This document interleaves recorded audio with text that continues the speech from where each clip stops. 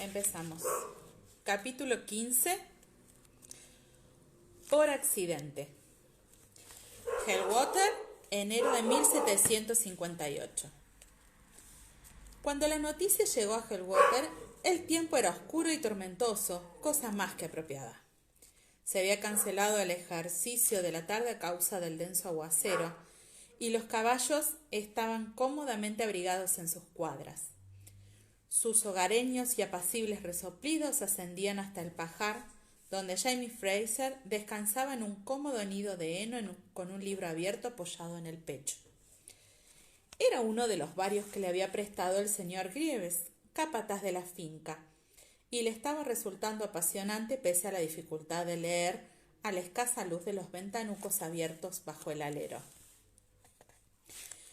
Mis labios, que coloqué en su camino de modo que no pudiese evitar besarlos, lo fijaron, lo enardecieron y lo volvieron audaz, y ahora, dirigiendo mis ojos hacia la parte de sus vestidos que cubría el objeto esencial para el goce, aprecié claramente la hinchazón y la conmoción que reinaban allí, y como estaba ahora demasiado adelantada para detenerme en tan agradable camino, y no era capaz, por cierto, de contenerme ni de aguantar los lentos avances de su timidez virginal, porque eso parecía y era en realidad, deslicé la mano sobre sus muslos, en uno de los cuales podía ver y palpar un cuerpo duro y rígido, confinado por sus calzones, cuyo extremo mis dedos no lograban encontrar.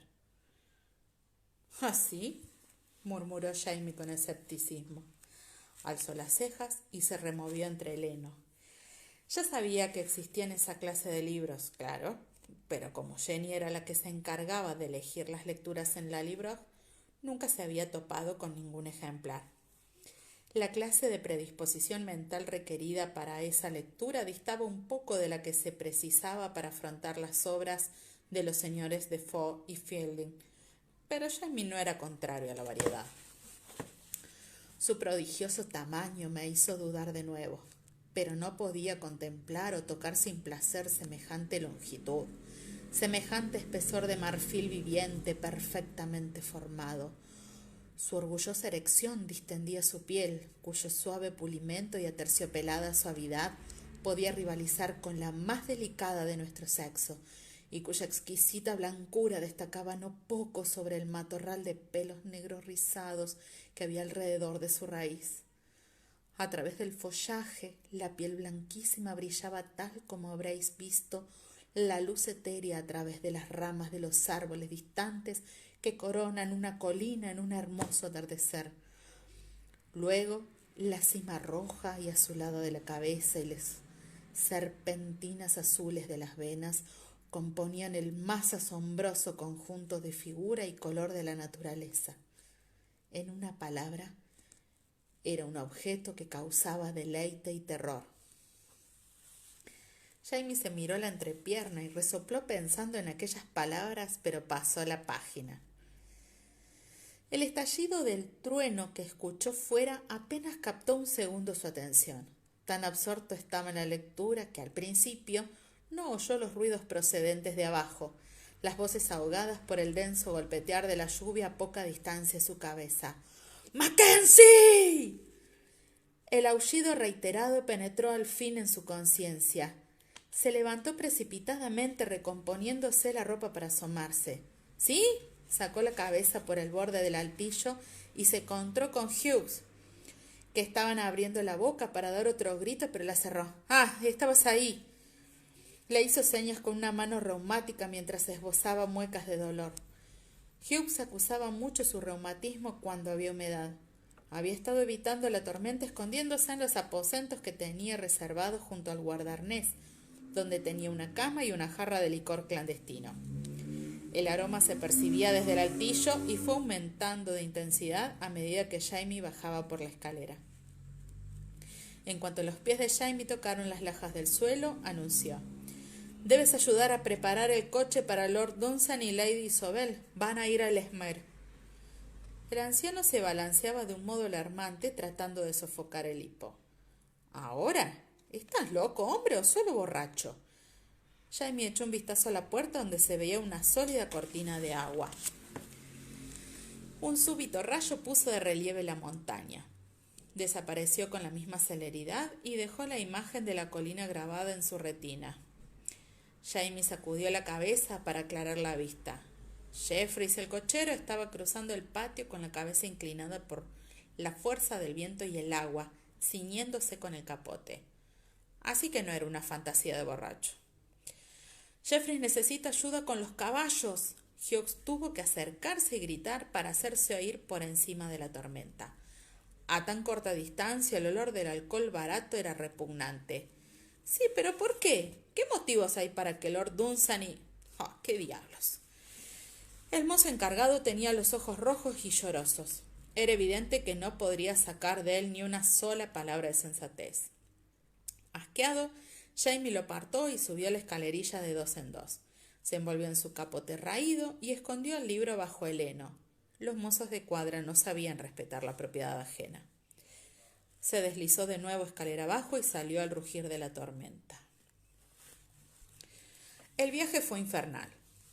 El viento aullaba en el desfiladero, sacudiendo el enorme coche y amenazando con volcarlo en cualquier momento. Sentado junto a Jeffries, el capote era poca protección contra aquella lluvia torrencial. Tampoco servía de nada cuando era preciso bajar a aplicar el hombro para liberar una rueda del barro. Pese a todo, Jamie apenas reparaba en las molestias físicas del viaje, preocupado como estaba por sus posibles razones. No había muchos asuntos tan urgentes como para obligar al anciano Lord Dunsany a salir en un día así, mucho menos por el camino lleno de baches que llevaba el Esmer. Sin duda, había recibido alguna noticia que solo podía referirse a Lady Geneva o a la criatura. Al enterarse por los chismes de los criados de que Lady Geneva daría a luz en enero, Jamie había hecho un rápido cálculo. Después de maldecir a la muchacha una vez más, rezó por un alumbramiento sin peligros. Desde entonces hacía lo posible por no pensar en el asunto. Había estado con ella apenas 3 días antes de la boda. No podía estar seguro. Lady Dunsany estaba en Ellesmere con su hija desde hacía una semana. Todos los días enviaba algún mensajero para que le llevaran los cientos de cosas que había olvidado y necesitaba de inmediato. Cada uno de ellos informaba su llegada al Helwater. Todavía no hay novedades. Ahora había novedades, y obviamente eran malas. Al pasar junto al coche, después del último combate con el lodo, vi a Lady Isabel asomada bajo la repisa que cubría la ventanilla. «Oh, Mackenzie», dijo con la cara contraída por el miedo y la aflicción, «¿falta mucho, por favor?» Se inclinó lo bastante para gritarle al oído por encima del borboteo y las ráfagas de aire que ululaban en los barrancos que se precipitaban a ambos lados de la carretera. «Jeffrey dice que aún faltan 6 kilómetros, milady. 2 horas, tal vez».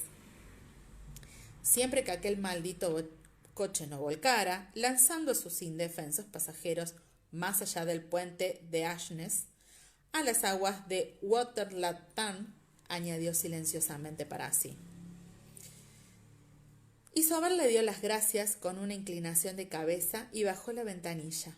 Pero él tuvo tiempo de ver que sus mejillas estaban tan húmedas por la lluvia como por las lágrimas. La víbora de ansiedad que le oprimía el corazón descendió un poco, enroscándose en sus tripas. Pasaron cerca de 3 horas antes de que el carruaje entrara por fin al patio del Esmer. Lord Dunsany bajó de un salto sin vacilar y apenas se detuvo para ofrecer el brazo a su hija menor antes de entrar a la carrera. Tardaron casi 1 hora en desenganchar las yuntas, cepillar los caballos, lavar el barro adherido a las ruedas del coche y meterlo todo en los establos de Ellesmere. Entumecidos de frío, fatiga y hambre, Jamie y Jeffries buscaron refugio y sustento en las cocinas de la casa.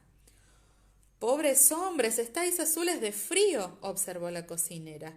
«Sentaos aquí que pronto os tendré listo un bocado caliente». Su figura flaca y rostro adusto no hacían honor a su destreza, pues en pocos minutos puso ante ellos una enorme y sabrosa tortilla guarnecida con gran cantidad de pan, manteca y un pequeño frasco de mermelada. Rico, muy rico, dictaminó Jeffries, echando una mirada apreciativa al despliegue. Luego guiñó un ojo a la cocinera. Claro que bajaría con más facilidad si hubiera una copa con que allanar el camino, ¿verdad? Tú pareces capaz de ser misericordiosa con un par de tipos medio congelados. ¿No es así, querida? Fuera por este ejemplo de persuasión irlandesa o por el aspecto de sus ropas chorreantes, el argumento surtió efecto. Una botella de coñac para cocinar hizo su aparición junto al pimentero. Jeffrey se sirvió un buen trago y lo bebió sin vacilar, chasqueando los labios. ¡Ah! Así está mejor. ¡Toma, hombre! Después de pasar la botella a Jamie, se instaló cómodamente para disfrutar de la comida y del chismorreo con las criadas. Bueno, ¿qué novedades hay? ¿Ya ha nacido el bebé? Oh, sí, anoche, dijo la fregona ansiosa. Nos pasamos toda la noche levantados, con el médico pidiendo sábanas y toallas y la casa patas arriba. Pero el bebé es lo de menos. Bueno, intervino la cocinera frunciendo el ceño con censura. Hay demasiado que hacer para estar chismorreando, Marianne. Ve al estudio y averigua si su señoría quiere que sirvamos algo. Jamie limpió el plato con un trozo de pan y observó que la doncella, lejos de avergonzarse por la reprimenda, se marchaba con prontitud. Dedujo entonces que en el estudio debía de estar ocurriendo algo de considerable interés. Una vez obtenida la atención completa de su público, la cocinera opuso apenas un reparo simbólico antes de revelar las noticias. La cosa comenzó hace algunos meses, cuando Lady Geneva empezó a engordar, pobrecita. Su señoría era miel y hojuelas con ella. Desde el casamiento le daba todos los gustos y se desvivía por ella. Le hacía traer de Lunon cualquier cosa que pidiera. Siempre le estaba preguntando si estaba calentita y qué quería comer. Así de bondadoso era el señor. Pero cuando se enteró de que iba a tener un hijo... La cocinera hizo una pausa para dibujar un gesto portentoso. Jamie estaba desesperado por preguntar cómo estaba la criatura y de qué sexo era, pero no había modo de meter prisa a aquella mujer, de modo que fingió estar interesado, cerniéndose hacia adelante para animarla a seguir hablando. «Las de gritos y peleas», continuó alzando las manos con horror. «Él gritaba, ella lloraba y los dos golpeaban las puertas. Su señoría le decía palabrotas que no se usan ni en un establo. Por eso le dije a Marianne». «¿Pero su señoría no se alegró por lo del hijo?», interrumpió Jamie. La tortilla se le estaba atragantando. Bebió otro poco de coñac con la esperanza de hacerla bajar. La cocinera volvió hacia él un ojo de pájaro, enarcando una ceja en señal de reconocimiento a su inteligencia.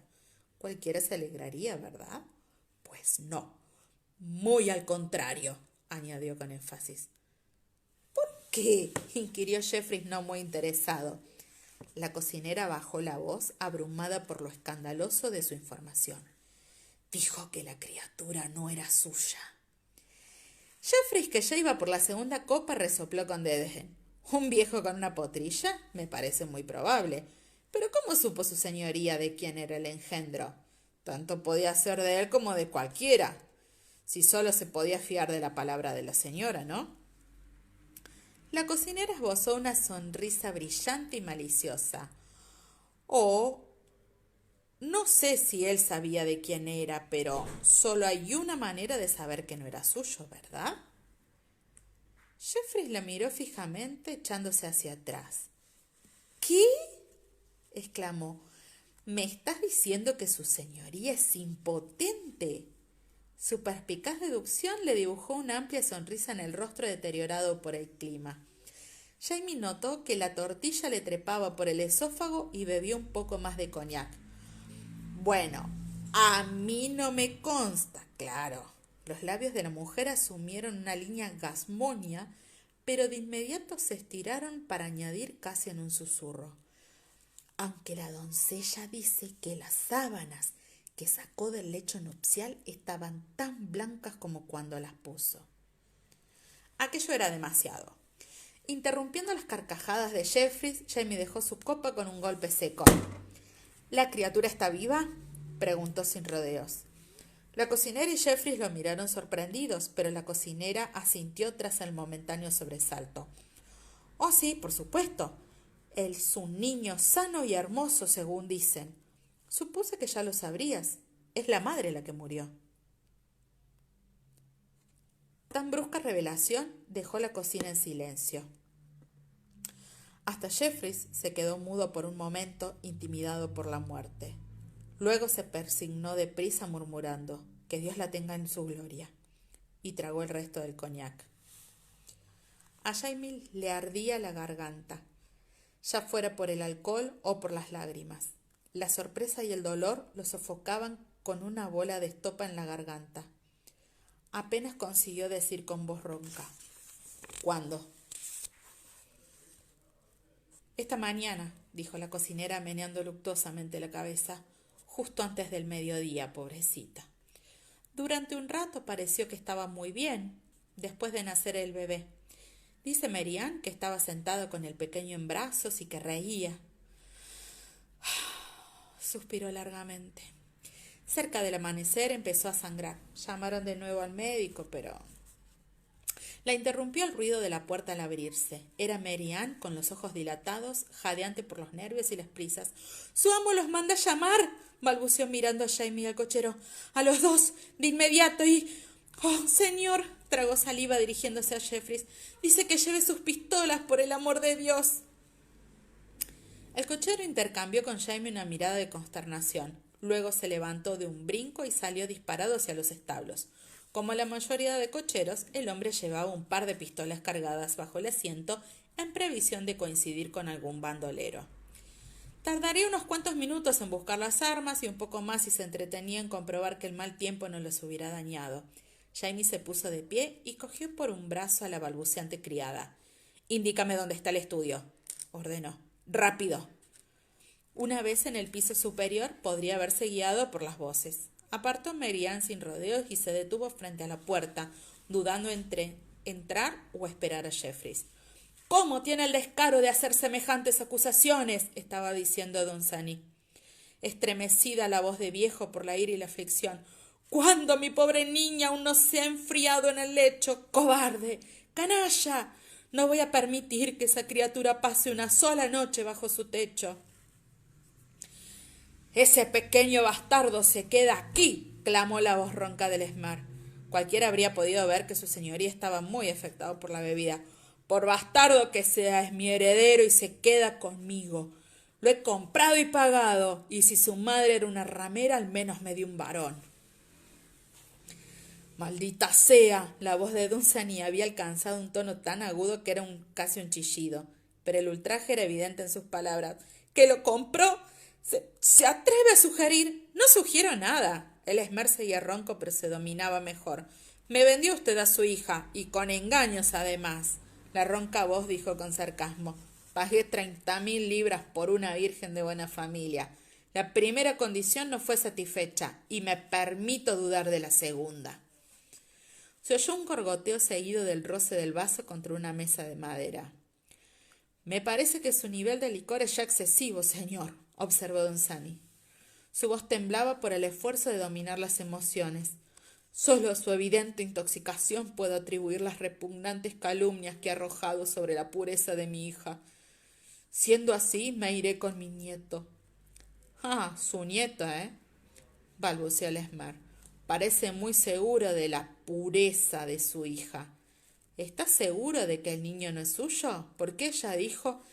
Se interrumpió con un grito estupefacto, seguido de un estruendo. Jamie no se atrevió a esperar más. Al irrumpir en la habitación, encontró a Esmer y a Lord Dunsany enredados en la alfombra, rodando de un lado a otro, hechos un revoltijo de capas y extremidades, ambos ajenos al fuego que ardía tras ellos.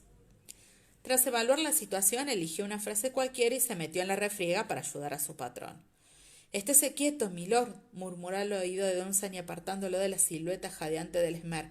—¡Quieto, viejo tonto! —añadió, viendo que Dunsany forcejeaba para lanzarse contra su adversario. El conde tenía casi la misma edad que Dunsany, pero era más fuerte y obviamente gozaba de mejor salud, a pesar de su borrachera. Se puso en pie tambaleándose, con el escaso pelo revuelto y los ojos inyectados en sangre clavados fijamente en Dunsany. Se limpió la boca salpicada de saliva con el reverso de la mano mientras sus gruesos hombros subían y bajaban agitados. «Basura», dijo casi en tono coloquial, «con que me levantas las manos». Y se lanzó hacia la campanilla todavía jadeando. No estaba muy claro que Lord Dunsany pudiera mantenerse en pie, pero no había tiempo para preocuparse por eso. Jamie soltó a su jefe para sujetar la mano del esmer. «No, milord», dijo con todo el respeto posible. Lo encerró en un abrazo de oso, obligándolo a retroceder. «Creo que sería muy imprudente involucrar a su servidumbre». Con un gruñido empujó al conde hacia un sillón. «Será mejor que no se mueva de aquí, milord». Jeffries, con una pistola en cada mano, avanzó con cautela, dividiendo su atención entre el esmer, que forcejeaba para levantarse de la poltrona, y Lord Dunsany, apoyado en una mesa, blanco como el papel. Miró a su jefe para pedir instrucciones, y como no le dieron ninguna, se volvió instintivamente hacia Jamie. El escocés era consciente de que los dos hombres estaban muy enfadados. ¿Por qué esperaban que mediasen aquel embrollo? Sin embargo, era de vital importancia que la partida de Helwater abandonara aquella casa con presteza. Dio un paso adelante y cogió a Dunsany por el brazo. «Vamos, milord», dijo. Separó el debilitado Dunsany de la mesa y trató de ayudarlo a llegar a la puerta. Pero justo cuando pretendían escapar, la salida estaba bloqueada. «¿William?» Lady Dunsany, con la expresión abotargada por el dolor que sentía, se quedó desconcertada ante la escena del estudio. En sus brazos traía algo parecido a un bulto de ropa lavada. Lo levantó con un gesto de vaga interrogación. «¿Has mandado a la criada a decirme que trajera al bebé? ¿Qué?» La interrumpió un rugido del esmer. Ignorando las pistolas que le apuntaban, el conde se levantó de la silla de un salto y apartó al boquiabierto Jeffries de su camino. «¡Es mío!». Conforme empujaba a la señora contra la pared, le arrebató el bulto de los brazos y apretándolo contra su pecho retrocedió hasta la ventana. Jadeaba como una bestia acorralada. «¡Mío, me oís!». El bulto soltó un chillido de protesta ante aquella afirmación, y Dunsany, arrancado de su estupor, avanzó con las facciones contraídas por la furia de ver a su nieto en manos del esmer. «¡Entréguemelo!». «Vete al diablo, imbécil». Con imprevisible agilidad, el esmer esquivó a Dunsany y descorrió las cortinas para abrir la ventana con una sola mano, mientras sujetaba al quejoso niño con la otra. «¡Salir de mi casa!», jadeó el conde. La ventana estaba cada vez más abierta. «Largaos ahora mismo si no queréis que tire a este pequeño bastardo. Juro que lo tiraré». Para confirmar su amenaza, acercó el bulto a la ventana. 9 metros más abajo esperaban los adoquines del patio. Más allá de todo pensamiento consciente o de miedo alguno a las consecuencias, Jamie actuó movido por el instinto que le había hecho sobrevivir a una docena de batallas. Arrebató una pistola al petrificado Jeffries, giró sobre sus talones y disparó, todo en un único movimiento. El rugido del disparo dejó mudos a todos. Incluso el niño dejó de aullar. El esmer se quedó inexpresivo, con las cejas enarcadas en un gesto interrogante. Luego se tambaleó y Jamie dio un brinco al advertir, con una especie de objetiva claridad, el pequeño círculo en el arrullo colgante del bebé por el que había pasado la bala de la pistola. Se quedó clavado en medio de la alfombra como si hubiera echado raíces, sin prestar atención al fuego que le chamuscaba los pantalones, ni al cuerpo del esmer tendido a sus pies, ni a los histéricos chillidos de Lady Dunsany, penetrantes como los graznidos de un pavo real. Se quedó allí de pie, con los ojos cerrados y temblando como una hoja, sin poder moverse ni pensar, estrechando entre los brazos el bulto que contenía a su hijo.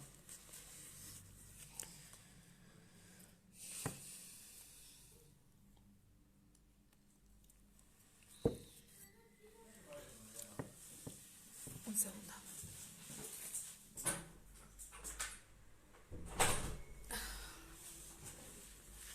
Perdón, alguien me dejó la puerta abierta. Quiero hablar con Mackenzie, a solas. Lady Dunsany parecía estar fuera de lugar en el establo. Menuda, regordeta y en un luto impecable, parecía un adorno. Alejada de su preciosa seguridad junto a la repisa de la chimenea, siempre acechada por el inminente y constante peligro de quebrarse, desterrada de ese mundo de animales salvajes y hombres sin afeitar. Hughes le echó una mirada de estupefacción. Luego le dedicó una reverencia y se retiró a su guarida tras el guardaarnés, dejándola frente a frente con el escocés. De cerca, la palidez de su rostro, tintada de ligeros toques rosados en las esquinas de la nariz y los ojos, enfatizaba la impresión de fragilidad. Parecía un diminuto conejo de aspecto solemne vestido de luto. Jamie se sintió en la obligación de invitarla a sentarse, pero allí no había asiento alguno aparte de algún fardo de heno o alguna carretilla del revés. «Esta mañana se ha reunido el tribunal de instrucción, Mackenzie», dijo ella. «Sí, milady». Todos lo sabían, y los demás mozos llevaban toda la mañana evitándolo, pero no lo hacían por respeto, sino por temor a acercarse a un hombre afectado de una enfermedad mortal. Jeffreys había presenciado lo ocurrido en el salón del Esmer, por ende, la servidumbre entera estaba al tanto, pero nadie hablaba del asunto. El veredicto del tribunal ha sido que el conde de Ellesmere murió por accidente.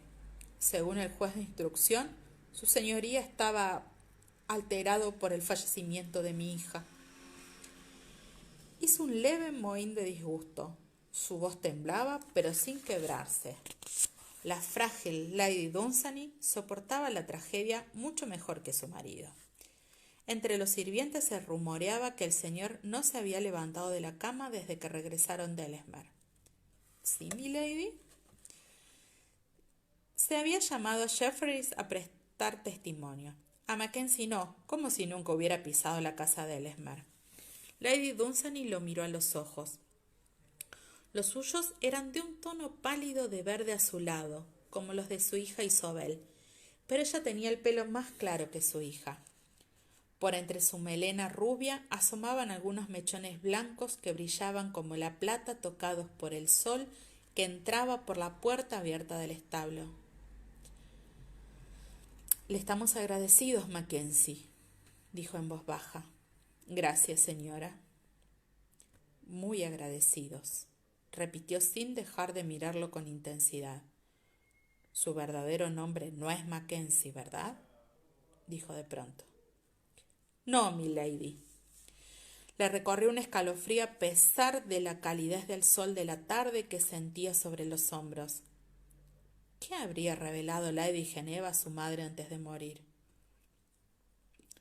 Ella pareció percibir su rigidez, pues curvó la boca en algo que se asemejaba a una sonrisa tranquilizadora. «Creo que por el momento no necesito preguntarle cuál es», dijo, «pero hay una pregunta que sí deseo hacerle. ¿Deseas volver a casa?» «¿A casa?», repitió la palabra con sorpresa. «¿A Escocia?», lo observaba con atención. «Sé quién es usted, aunque ignore su nombre. Es usted uno de los prisioneros jacobitas de John. Me lo dijo mi esposo». Jamie la observó con desconfianza, pero para ser una mujer que acababa de perder a una hija y ganar un nieto, no parecía alterada. «Confío en que perdone el engaño, milady», murmuró. «Su señoría quería ahorrarme una preocupación», concluyó la señora. «Sí, lo sé. William se preocupa demasiado». La profunda arruga que se le había formado entre las cejas se relajó un poco al pensar en la preocupación de su marido. Jamie sintió una punzada al percibir la subyacente devoción conyugal. «Por los comentarios del Esmer, se habrá percatado usted de que no somos ricos», prosiguió Lady Dunsany. «Hellwater está muy endeudada. Sin embargo, mi nieto es ahora poseedor de una de las mayores fortunas del condado». Para eso no parecía haber respuesta alguna, salvo «sí, milady», pero se sintió como el loro que vivía en el salón principal. Lo vio el día anterior, cuando se arrastró a hurtadillas por los arrietes al ponerse el sol. Quiso aprovechar la oportunidad de acercarse a la casa mientras la familia se vestía para la cena. Su intención era ver por la ventana al nuevo conde de Ellesmere. Aquí llevamos una vida muy retirada, prosiguió ella. Rara vez vamos a Londres y mi esposo tiene poca influencia en las altas esferas, pero... ¿Sí, milady? Llegados a este punto ya tenía cierta idea de a dónde quería llegar la señora con tantos rodeos y notó una sensación de repentina excitación anidando entre sus costillas. Lord John Grey, proviene de una familia muy influyente. Su padrastro es... Bueno, eso no tiene importancia. Se encogió de hombros y sus pequeñas espaldas cubiertas de negro despacharon los detalles. El caso es que sería posible hablar en favor de usted para que le deje en libertad y pueda volver a Escocia. Por eso he venido a preguntarle. ¿Desea volver a Escocia, Mackenzie? Jamie se quedó sin respiración, como si le hubieran golpeado en el estómago. ¿Regresar a Escocia? Alejarse de ese ambiente húmedo y esponjoso, volver a pisar la tierra prohibida y caminar por ella en libertad, recorrer sus riscos y los caminos de los ciervos, sentir el aire claro y afilado con olor a aliaga y brezo. Volver a casa. Dejar de ser un extranjero, dejar atrás la hostilidad y la soledad, volver a Lallybroch, ver el rostro de su hermana encendido de gozo al verlo, sentir sus brazos rodeándole la cintura, los de Ian en los hombros y las manos de los niños tirándole de la ropa. Irse lejos y no saber nada más de su hijo. Se quedó mirando a Lady Dunsany con expresión serena para que la señora no pudiera adivinar la confusión que le provocaba su ofrecimiento. El día anterior pudo por fin ver al niño dormido en un canasto junto a una ventana de la niñera en el piso superior. Subido a la rama de una enorme pícea noruega, Jamie había forzado la vista para poder distinguir por entre la pantalla de acículas que lo ocultaban. La cara del niño era visible solo de perfil. Tenía un moflete apoyado en los volantes del hombro.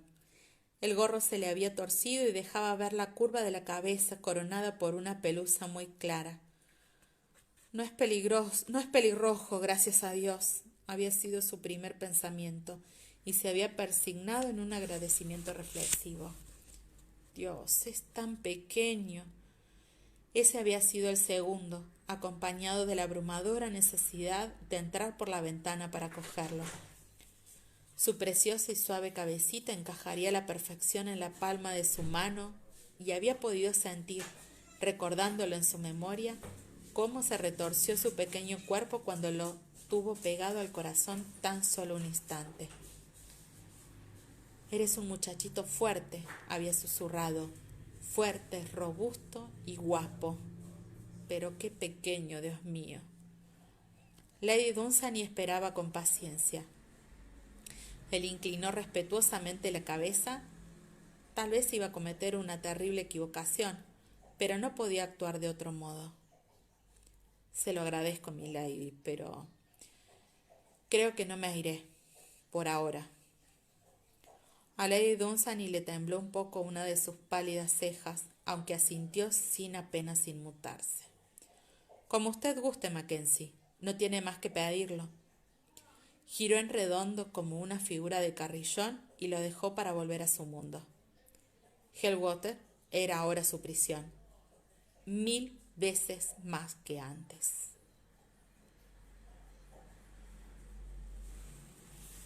Permiso, cierro la puerta de vuelta.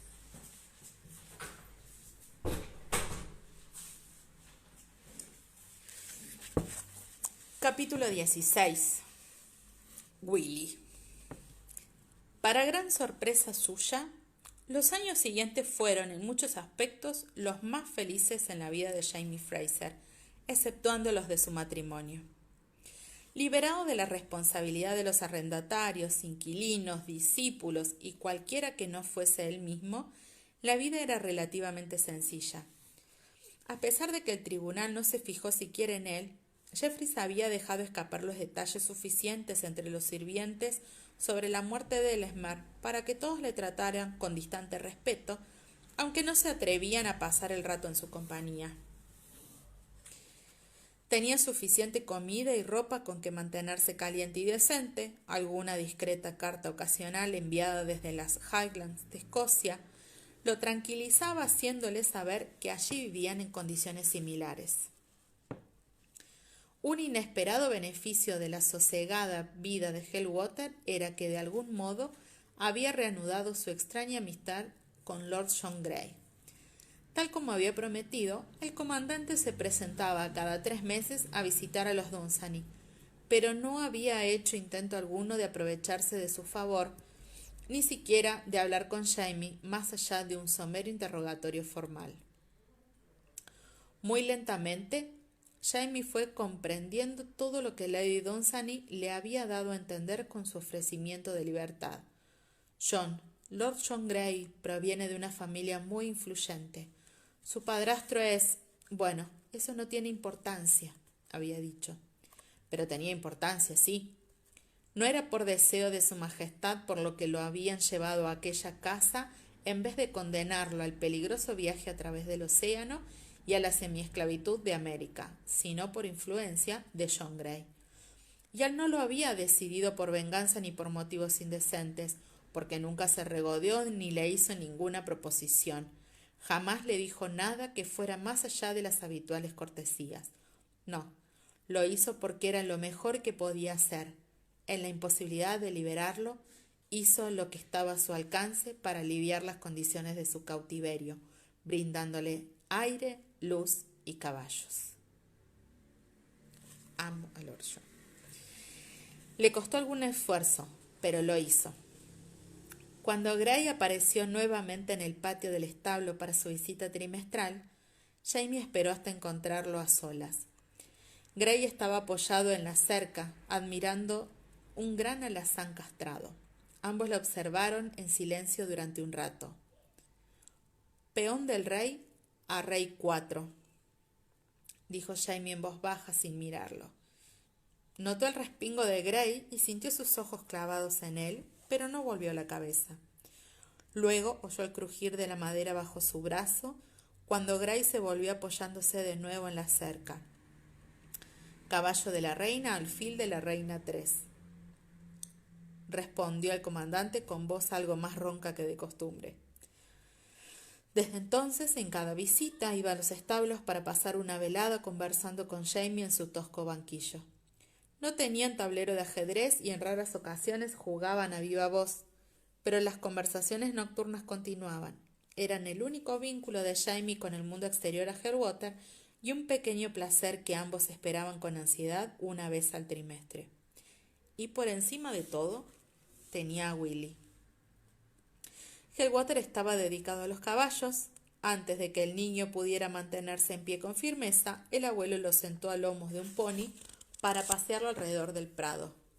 A los 3 años ya montaba solo, bajo la vigilante mirada de Mackenzie, el mozo de cuadra. Willy era un niño fuerte, valiente y hermoso. Tenía una sonrisa resplandeciente y encanto de sobra. También estaba muy malcriado.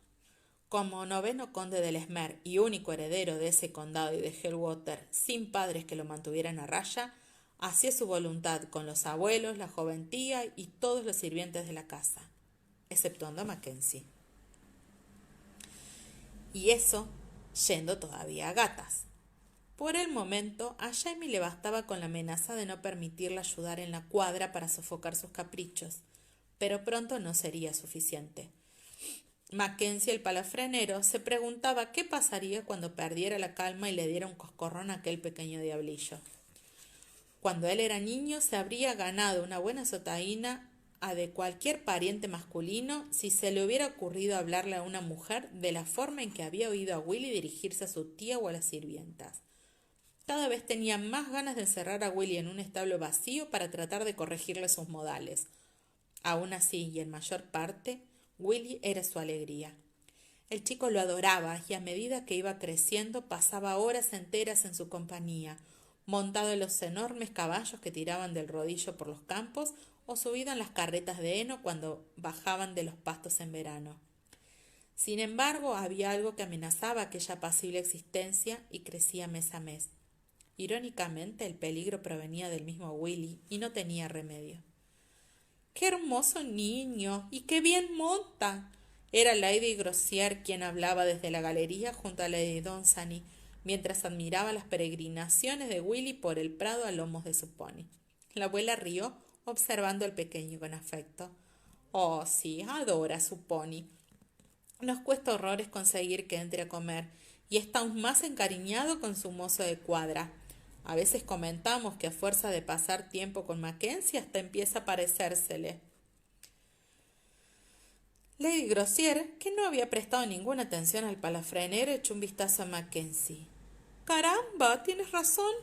—exclamó muy divertida. —Mira, los dos ladean la cabeza de igual modo y tienen la misma caída de hombros. ¡Qué curioso! Jamie se inclinó respetuosamente ante las damas, pero sintió un sudor frío en la cara. Aún viéndolo venir, no había querido creer que la semejanza fuera lo bastante acentuada como para que los demás la advirtieran. Cuando era un bebé, Willy era gordo y mofletudo y no se parecía a nadie. Pero conforme fue creciendo, le fueron desapareciendo las carnes de las mejillas y la barbilla, y a pesar de que todavía tenía la dulce nariz propia de la infancia, se le empezaban a apreciar unos pómulos altos y anchos, y el azul pizarra de sus ojos de bebé dejó paso a un azul más oscuro y nítido. El niño tenía ahora los ojos rodeados de espesas pestañas negras y ligeramente sesgados. Una vez que las señoras entraron en la casa, seguro de que nadie la observaba, Jamie se pasó una mano furtiva por las facciones. ¿Tan grande era el parecido? Willy tenía el pelo de un suave tono castaño con un ligero matiz del brillo que tenía la melena de su madre y las orejas grandes y translúcidas. Las suyas no sobresalían así. El problema era que Jamie Fraser llevaba varios años sin verse con claridad. Los mozos de cuadra no tenían espejos y él evitaba el trato con las criadas, que habrían podido proporcionarle uno. Se acercó al abrevadero, como si fuera a inspeccionar las arañas acuáticas que se deslizaban por la superficie. Bajo la ondulante superficie, salpicado de hebras flotantes, de heno y cruzado por las arañas acuáticas, su rostro lo miraba fijamente. Tragó saliva y vio cómo se movía la garganta del hombre del reflejo. El parecido no era completo, pero existía sin lugar a dudas. En la postura, en la forma de la cabeza y en los hombros, tal como Lady Grossier había observado, pero también en los ojos. Eran los ojos de los Fraser, los de Brian su padre y también los de su hermana Jenny. Si los huesos del niño seguían presionando la piel, si su naricita crecía larga y recta y los pómulos continuaban ensanchándose, cualquiera lo notaría. El reflejo del abrevadero desapareció cuando se puso derecho y se quedó mirando el establo que había sido su hogar durante los últimos años. Era julio y el sol calentaba con fuerza, pero no pudo sofocar el helor que le entumeció los dedos y le provocó un escalofrío en la espalda. Había llegado el momento de hablar con Lady Dunsany. Wow. Hacia mediados de septiembre todo estaba dispuesto. John Gray había traído el perdón el día anterior. Jamie tenía una pequeña cantidad de dinero ahorrado suficiente para cubrir los gastos del viaje y Lady Dunsany le había dado un caballo decente. Solo quedaba despedirse de los habitantes de Helwater y de Willy. «Mañana me iré», dijo Jamie como de pasada con la vista clavada en la crin de la yegua valla. Los brotes que estaba apilando dejaron unas manchas negras en el suelo del establo. «¿A dónde vas? ¿A Derwentwater? ¿Puedo ir contigo?» William, vizconde de Dunsany, noveno conde del Esmer, se descolgó de la pared y aterrizó con un ruido que asustó a la yegua. El animal resopló. «No hagas eso», señaló Jamie automáticamente. «¿No le he dicho que no haga ruido cerca de Milly? Es muy asustadiza». «¿Por qué? Usted también sería asustadizo si yo le estrujara la rodilla». Disparó una manaza para pellizcar el músculo que se extendía por encima de la rodilla del niño. Willy lanzó un grito y se echó hacia atrás riendo. «¿Puedo montar a Milly Flower cuando hayas terminado, Mac?» «No», respondió Jamie con paciencia por 12ª vez. «Se lo he dicho 1000 veces. Es demasiado grande para usted. Pero yo quiero montarla». Jamie suspiró sin responder. Se colocó al otro lado de Mills Floor y le cogió la pezuña izquierda. He dicho que quiero montar a Millie. Ya lo he oído. Bueno, ensíllamela, ahora mismo. El noveno conde del Esmer había erguido la barbilla, pero el desafío de sus ojos se empañó con cierta duda al observar la fría mirada azul de Jamie. El escocés bajó lentamente el casco de la yegua, se incorporó con la misma lentitud y desde su 1,90 m de estatura miró al conde de solo 1,35 m. No, repitió con mucha suavidad.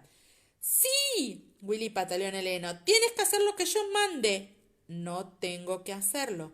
¡Claro que sí! No, yo... Jamie negó con la cabeza con tanta fuerza que su pelo rojo se descolgó por delante de sus orejas.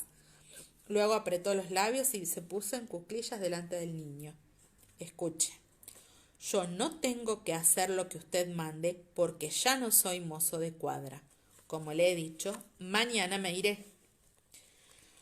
Willy palideció de horror. Las pecas resaltaban oscuras sobre la clara piel de la nariz. No, no puedes irte. Es preciso. ¡No! El pequeño conde apretó los dientes en un gesto heredado de su bisabuelo paterno. Jamie agradeció al cielo que nadie en Helwater hubiera conocido a Simon Fraser Lord Lovat. ¡No te dejaré ir!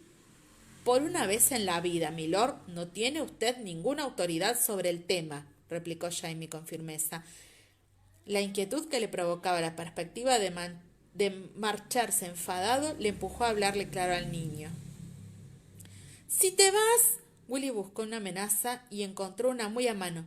Si te vas, repitió con más seguridad, gritaré y espantaré a todos los caballos. Suelta un solo grito, pequeño demonio, y te daré una buena. Libre ya de su reserva habitual y alarmado por la perspectiva de que aquel malcriado alborotara a los sensibles y valiosos animales, Jamie fulminó al niño con la mirada. El conde dilató los ojos de ira y se puso rojo. Después de aspirar hondo, empezó a correr por todo el establo mientras chillaba y agitaba los brazos.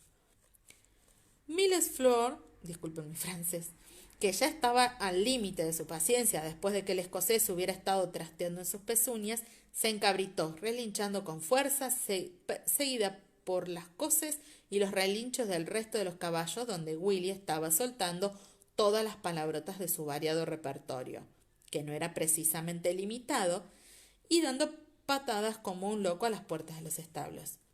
Jamie consiguió coger las riendas de Mills Floor y con considerable esfuerzo logró sacar a la yegua del establo sin lastimarse, ni él ni el caballo.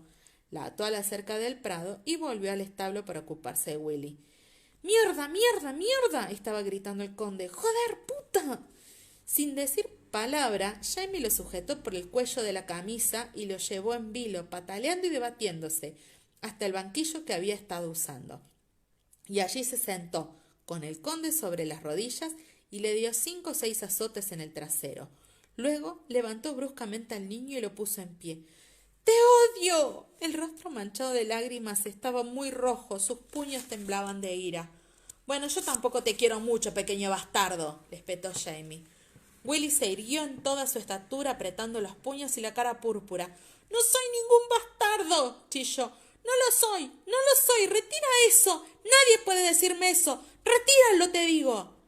Jamie lo miró con espanto. Eso significaba que corrían rumores y que Willy los conocía. Había retrasado demasiado su partida. Inspiró hondo un par de veces y rezó para que no le temblara la voz. Lo retiro, dijo suavemente. No debía usar esa palabra, milord.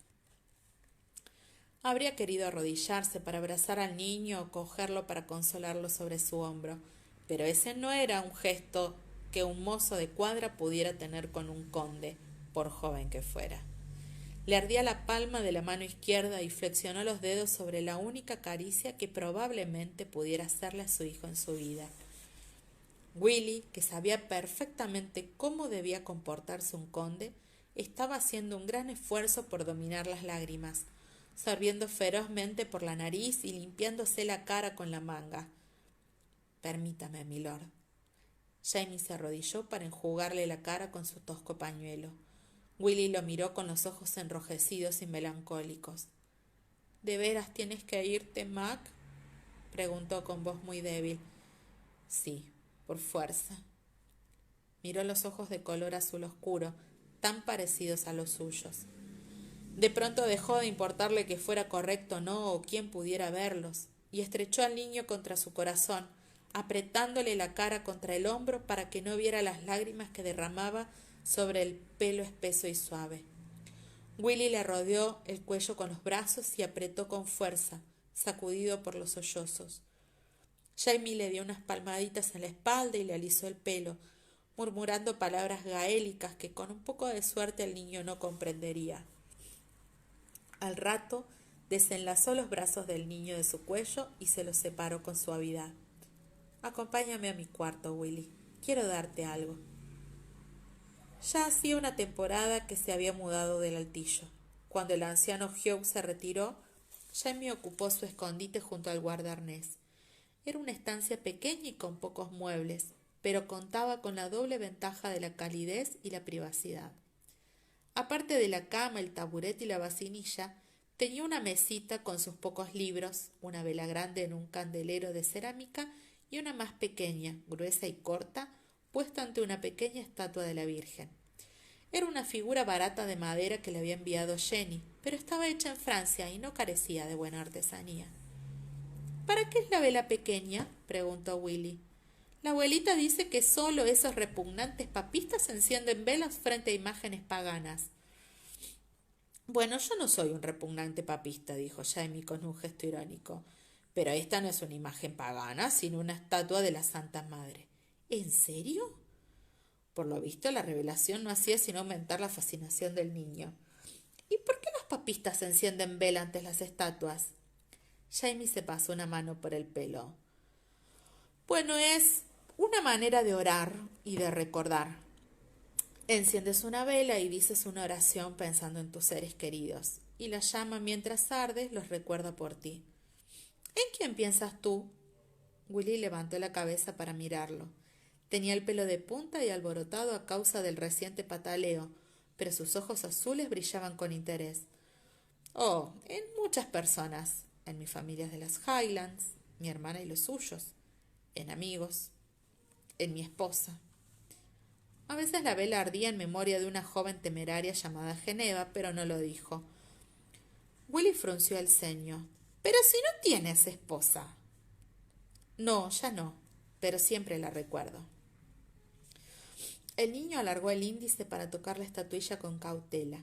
La mujer tenía las manos separadas en señal de bienvenida y una tierna expresión de maternidad en su precioso rostro.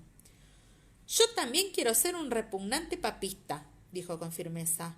No puedes, exclamó Jamie entre regocijado y conmovido por la idea. Tu abuela y tu tía se pondrían furiosas. ¿Y echarán espuma por la boca como ese zorro loco que mataste? Willy se animó. Prefiero no saberlo, contestó Jamie con sequedad. Pero yo quiero serlo. Las facciones pequeñas y nítidas expresaban decisión. No diré nada a la abuela ni a la tía Isobel. No se lo diré a nadie. Por favor, Mac, déjame. Quiero ser como tú.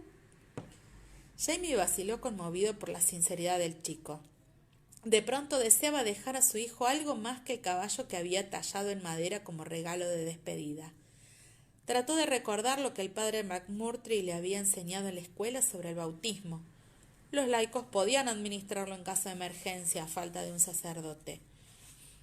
Llamar emergencia a la situación presente era una exageración, pero un repentino impulso lo empujó a coger la jarra de agua que guardaba en el alféizar. Los ojos, parecidos a los suyos, lo observaban grandes y solemnes mientras le apartaban el suave pelo castaño de la frente. Hundió 3 dedos en el agua de la jarra y trazó una cruz en la frente del niño. Yo te bautizo, William James, dijo suavemente, en el nombre del Padre, del Hijo y del Espíritu Santo. Amén. Willy parpadeó, visqueando ante la gota de agua que le rodaba por la nariz. Jamie rió a su pesar al ver que sacaba la lengua para apresarla. ¿Por qué me has llamado William James?, preguntó con curiosidad. Mis otros nombres son Clarence Henry George hizo una mueca. Clarence no le gustaba. Jamie disimuló una sonrisa. Cuando te bautizan, recibes un nombre nuevo. James es tu nombre papista especial. Yo también me llamo así. ¿De veras? Willy estaba encantado. ¿Ahora soy un repugnante papista como tú? Sí, por lo menos por lo que a mí se refiere. Le sonrió a Willy y obedeciendo a otro impulso, el escocés hundió la mano bajo el cuello de la camisa. Toma, conserva esto también como recuerdo mío. Y colgó suavemente el rosario de haya al cuello de Willy. Pero no se lo enseñes a nadie, le advirtió. Y por Dios no le digas a nadie que eres papista. A nadie en el mundo, prometió Willy. Escondió el rosario bajo su camisa y le dio unas palmaditas para asegurarse de que estuviera bien escondido. Bien. Jamie le revolvió el pelo en señal de despedida. Se ha hecho tarde. Ya es casi la hora del té. Será mejor que vuelvas a casa. Willy echó a andar hacia la puerta, pero se detuvo a medio camino, súbitamente preocupado, con la mano pegada al pecho. Me has dicho que conservara esto como recuerdo tuyo, pero yo no puedo darte nada para que me recuerdes. Jamie esbozó una sonrisa. Tenía el corazón tan oprimido que no creyó poder hablar, pero se obligó a hacerlo. No te inquietes, dijo. Te recordaré. Fin del capítulo de Willy. No sé ustedes, pero a mí es un capítulo que me encanta. Porque todo lo que trae después. Por cómo Willy recuerda el momento después. Y por todo lo que pasa después en Escrito con la sangre en mi corazón, con el famoso rosario. Bueno, desde aquí me despido. Adiós.